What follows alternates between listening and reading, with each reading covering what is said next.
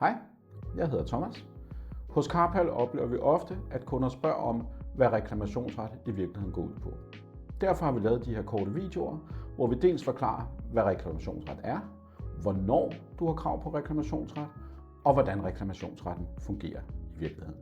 Hvornår har du reklamationsret?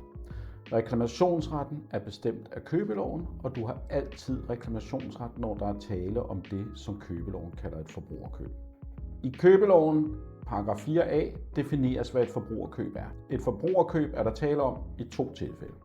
Det ene tilfælde er, når du køber en bil af en virksomhed. Det kan være en bilforhandler, det kan også være alle mulige andre virksomheder, så længe det er et CVR-nummer, du køber bilen af. Det andet tilfælde er, når du køber en bil af en privatperson, men der har været en virksomhed, som har hjulpet med salget. Det kan være, at du har set bilen annonceret af en virksomhed på Bilbasen, og det er virksomheden, du ringer til, og virksomheden, der arrangerer en prøvekørsel, virksomheden, der hjælper med at lave finansiering, eller alt, hvad der nu hører inde i en bilhandel. I det tilfælde er der tale om det, der hedder formidlingssalg, og når der er formidlingssalg, har du også reklamationsret, når du køber en bil.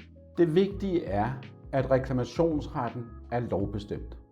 Det betyder, at uanset om du skriver køb som beset eller køb som prøvet og beset i en slutseddel, så kan du ikke fraskrive dig reklamationsretten. Reklamationsretten er altså ikke noget, forhandleren eller formidleren selv bestemmer, om der er. Det er et lovkrav, at du har det, så uanset hvad der står i din slutseddel, så har du reklamationsret i de to tilfælde, jeg nævnte før.